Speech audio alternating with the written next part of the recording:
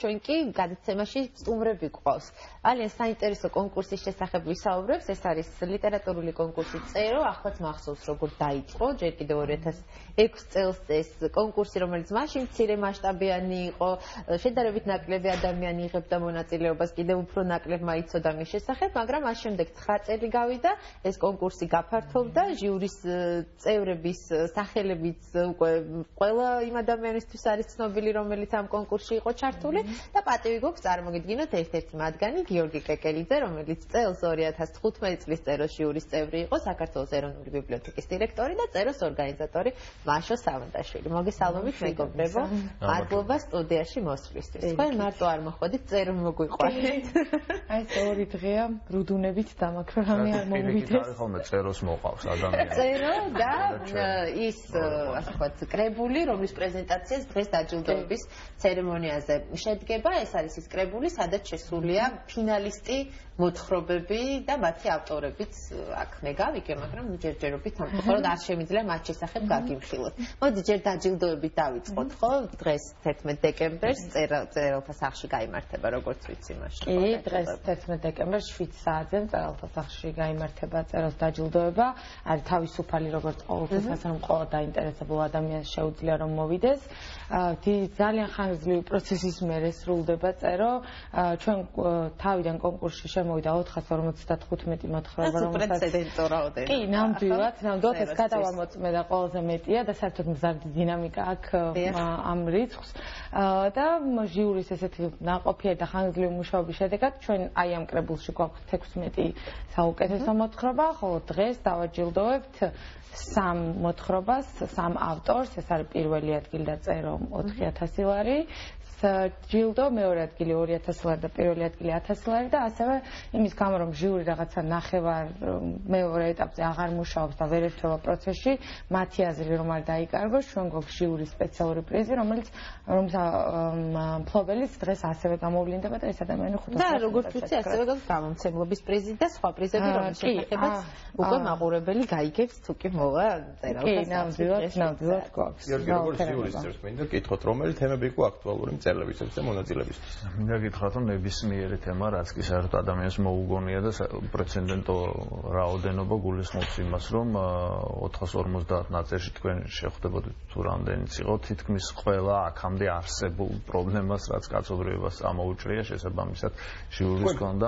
გადაინაწილეთ თუ 450 არანაირი გადანაწილება აქ არ იქნებოდა პატიოსანი საქციელი, ჩვენ ვიმუშავეთ ძალიან ნაყოფიერად. მე ვფიქრობ, რომ საკმაოდ რთული სამუშაოც ჰქონდა. ბევრი გასაგები მიზეზის გამო, ჯერ ერთი ბუნებრივია ფინალში გასული მოთხრობებიდან ყველა არ ნიშნავს იმას, რომ ძალიან აღემატებოდა რომელიმე გარეთ დარჩენილს.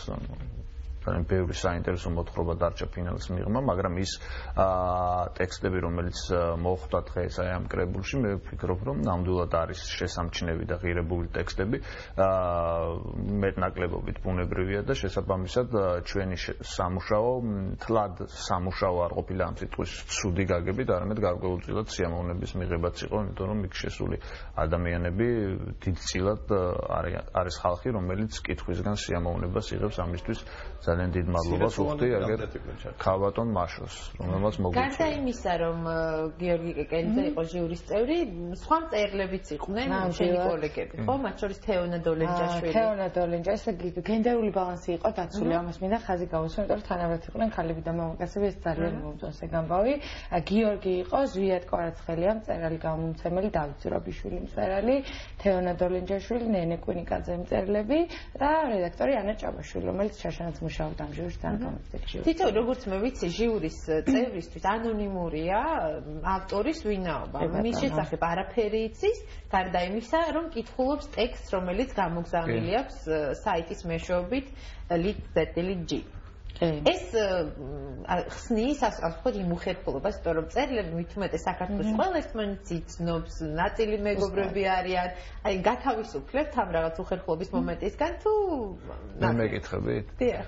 სულად გათავისუფლებული ვიყავ მაგ საკითხიდან, ძალიან გასაგები გამოცდილების გამო იმ პოზიციაზე, რომელზეც მუშაობ, მსგავსი ტიპის გადაწყვეტილებები ბევრჯერ მიიწევს სელექციის თვალსაზრისით, ასე რომ მაგ საქმეში ხელი უკვე კარგად მაქვს გასროლილი და შესაბამისად ვთქვათ ამ თვალსაზრისით დიდი შიშები არ მომოძრაობდა, თუმცა მეორე საკითხია ის, რომ და ძალიან დასაფასებელი სხვათა შორის, რომ არც ერთ კონკურსანტს ჩემთვის ან მარტივი იყო ამ ამბის გაკეთება, არ მოუმართავს და არ უთქვამს, რომ ეს არის ჩემი დაწერილი ტექსტი, რაც გულისხმობს მეორე მხრივ იმასაც, რომ მათაც თავის მხრივ წერილებს გულისხმობ აუმაღლდათ ეს კულტურა და მთლად ესე ვთქვათ დრამატული და ტრაგიკული აღარ არის ამ კონკურსებში ან წაგება ან მოგება სასიხარულო არის, მაგრამ ასე რაღაცა სიკვდილის სიცოცხლის საქმე და აღარ არის ქცეული. ჟიურის წერების ვინაობაც ფარულია, ხო? სანამშრომლისტი არ გამოქვეყნდა, მაგრამ ეს ფარულობა ხანდახან ვთქვათ ხდება ცნობილი, ხო? ჩვეულებრივი ამბავია რაღაც ხერხებით და შესაბამისად შეიძლება ვიღაცა მოგმართოს ამასთან დაკავშირებით და შესაბამისად ამ თვალსაზრისით არის ძალიან კარგი პრეცედენტი, რომ და სხვათა შორის როცა უკვე ცნობილი გახდა ვთქვათ ეს ჟიურის წევრები, არც მაშინ დიდი რისკები თავს არ დაგვხვია რამდენიმე. ანუ პერიპეტიების გარეშე ჩაუვლია. კი, მაგრამ ეს იმას არ ნიშნავს, რომ საკითხი არა აქტუალური იყო, ეს ნიშნავს იმას, რომ მეტნაკლებად ქართული სამწერლობო სივრცე ეგუება მოცემულობას, რომ კონკურსი არის კონკურსი, მასზე შეიძლება თქვა დადებითიც, მასზე შეიძლება თქვა უარყოფითიც, მაგრამ მას ვერ აქცევ ერთ-ერთ შემთხვევაში რაღაცა საუნკტრო სასიცოცხლო საკითხად. ამ თვალსაზრისით მე მგონი ლევანდელი წერო იყო ძალიან კარგი და თვითონ ტექსტებიც რაც მთავარი არის ძალიან საინტერესო. 3-4 ტექსტი მართლა ძალიან მაღალი დონის არის. იყო დავუშვათ ისეთი ტექსტები, რომელზეც ყველაზე მეტად იმსჯელა ჟიურის იმ შემადგენლობამ, რომელიც 2015 წლის წერილს იყო. იყო ტექსტები, რომელიც აი დაგენანათ მაგალითად რომელიც დაგვენანა რომ ვერ გავიდა ან რომელზეც არ არსებობდა ერთიანი აზრი და სულ ბოლო წუთებში მივიღეთ გადაწყვეტილება 3-4 ტექსტი მგონი მაშინ სულ რაღაცა ბოლო წუთების ამბავი იყო და შესაბამისად ამ თვალსაზრისით არ იყო ესეთი რა ქვია ეს ჩამოყალიბებული კონსენსუსი. აი 3-4 ტექსტი რომელიც მე ვახსენე წერან ცხადია სათაურების და ავტორების გარეშე იყო ისეთი რომელმაც მიიღო თითქმის უმრავლესობა ან უმრავლესობა ერთმა ტექსტმა მიიღო აბსოლუტური უმრავლესობა. უმთავრესი კრიტერიუმი რა იყო შეფასების შეგვიძლია თქვა და რამდენად მიადენდეთ შემდეგ აი ესეც მინდა გკითხოთ რამდენად მიადენდეთ უკვე გამარჯვებულებს თუნდაც გასული წლის კონკურსის გამარჯვებულებს მათ წარმატებებს და მათ კარიერას თუ მიადენდეთ კონკურსს. იცის ლია ლიქოკელი იყო გასული წლის გამარჯვებული, ეს პირველი ადგილის მფლობელი და არ ვიცი ითარგმნა ლია ურენაზე ელიას მოთხრობები.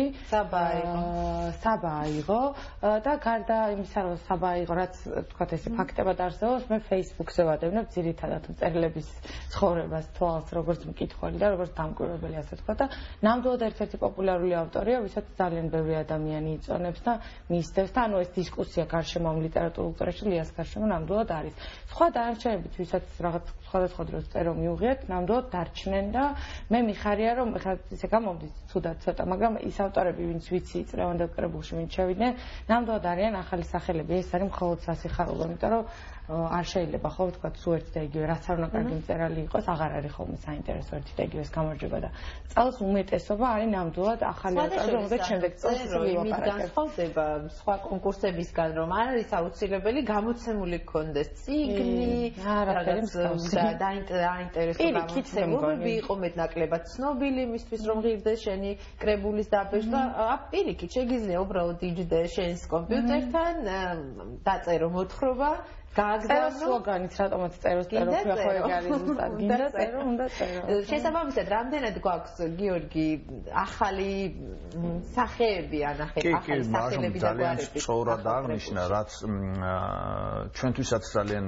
გასაკვირი იყო ერთი მხრივ იმიტომ რომ რამდენიმე ტექსტი ისე მაღალი ოსტატობით იყო შესრულებული რომ ჩვენ სხვა ავტორების გვეგონა უკვე ჩამოყალიბებული და ცნობილი ავტორების შესაბამისად ამ თვალსაზრისით ჩვენ ძალიან გახარებული ვართ არ გვეწყინებოდა რომ მათიც ყოფილიყო, მაგრამ ბუნებრივია ლიტერატურული პროცესისთვის უკეთესია, რაც მეტი სახელი გამოჩნდება და შესაბამისად მით უმეტეს ისეთ ჟანრში, როგორც პროზა და თან მცირე პროზა, რომელიც ზოგადად მსოფლიოში ძალიან პოპულარულია.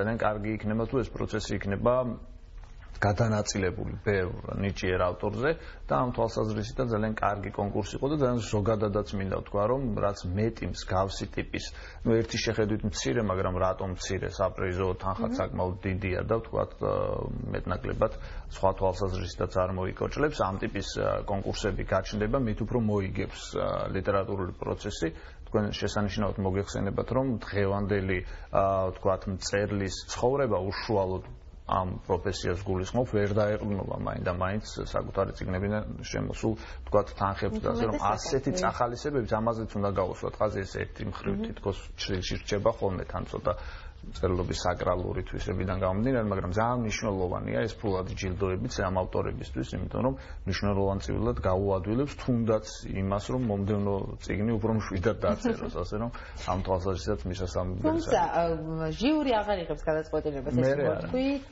მან თავის სამუშაო უკვე დაასრულა შეკრიბა ფინალისტი მოთხრობები და ახლა აბსოლუტურად ონლაინ მომხმარებელი წყვეტს იმას თუ ვინ მოიგებს დღეს ამ ხანდაკებას გუშინ დაიხურა ხმების მიღება რამდენ აქტიური იყო ლიტერატურის მოყვარულთა აქტიურია იმიტომ რომ მაინც როგორც შენ თქვი თავიდან და მეც ვიზიარებ მაგაზრს რომ ყველას იცნობს და რაღაცნაირად მაინც ვრცელდება ვისი რომელი მოთხრობა მაინც ეს გულშემატკივრები აქტიურობენ ნამდვილად წელსაც ვერ ვიტყვით რომ არ იყო მკითხველი აქტიური და თან მგონია რომ რაღაცნაირად დემოკრატიულია ეგ პროცესი მნიშვნელოვანია რომ მკითხველების როლი სამწერლო პროცესებში გაიზარდოს და მე მგონი ამას წერო ხელს უწყობს რა იქნება დღეს მე თვითონაც არ ვიცი არ დავინტერესებულ არ იმიტომ რომ მეც მინდა რომ საღამოს ესე გულის პანსკანი ტველოდებოდე თუმცა მგონია რომ უბრალოდ ყველაზე მეტად მაინტერესებს რამდენად დაემთხვევა იმიტომ რომ ჟიურის კრებაზე სადაც ჟიურიმ შორტლისტი გამოავლინა მეც ვიყავი და მაინტერესებს რამდენად დაემთხვევა ეს მოსაზრებები ერთმანეთს შენც მონაწილეობდი ხო ეს ერთხელ ოდესღაც თუ არა